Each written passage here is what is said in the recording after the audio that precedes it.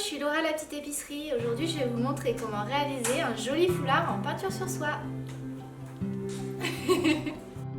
Pour cela, vous aurez besoin d'un cadran en coche, d'un foulard en soie, d'un lot de peinture, d'un petit récipient pour faire des mélanges, d'un verre d'eau, de pinceaux aquarelle, de gutta, de punaises, de ruban adhésif, d'un crayon de bois, d'une paire de ciseaux et du motif que vous pourrez retrouver sur notre site internet dans la catégorie tuto.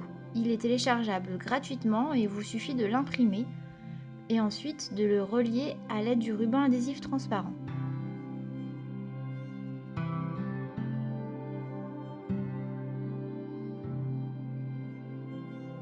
Une fois mon dessin assemblé à l'échelle 1, je viens fixer mon foulard par-dessus le schéma avec du masking tape.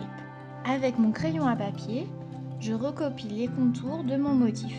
Si vous êtes plus à l'aise avec le dessin, vous pouvez passer directement à l'étape de la gutta en plaçant tout simplement votre motif en dessous du foulard en soie. Il faut ensuite fixer le foulard en soie sur le cadre en bois. Pour cela, j'utilise un système de petites punaises et je tends bien mon foulard. La gutta, ça s'appelle aussi le serti et c'est ce qui permet de délimiter les contours et d'éviter que votre peinture sur soie ne file directement sur tout votre décor.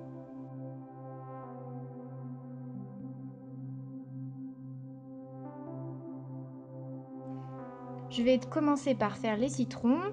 Pour cela, j'ai choisi de réaliser un jaune un petit peu pastel, donc je mélange 3 gouttes de blanc avec mon jaune. Vous allez voir, ensuite la peinture, c'est l'étape la plus agréable puisque la peinture sur soie file naturellement dans la soie. Donc vous n'avez pas à être très précis, il faut juste éviter de peindre sur la gutta parce que vous risquez de la colorer. Une fois votre création terminée, il faut ensuite venir enlever les punaises et laisser sécher la soie. Il faut juste attendre environ une demi-heure que la peinture sèche. Vous pouvez aussi, si vous êtes pressé, faire sécher la peinture à l'aide d'un sèche-cheveux et puis repasser en utilisant un petit chiffon par-dessus. Le repassage permet de fixer la couleur.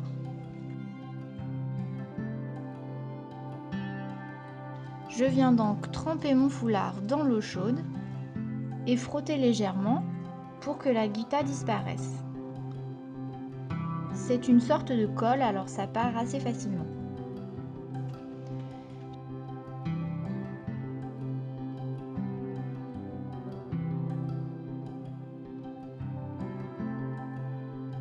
J'ai ensuite séché mon foulard à l'air libre et comme il faisait très beau ce jour-là, j'ai juste collé mon foulard contre la fenêtre. Quand il s'est détaché de la fenêtre, c'est qu'il était sec.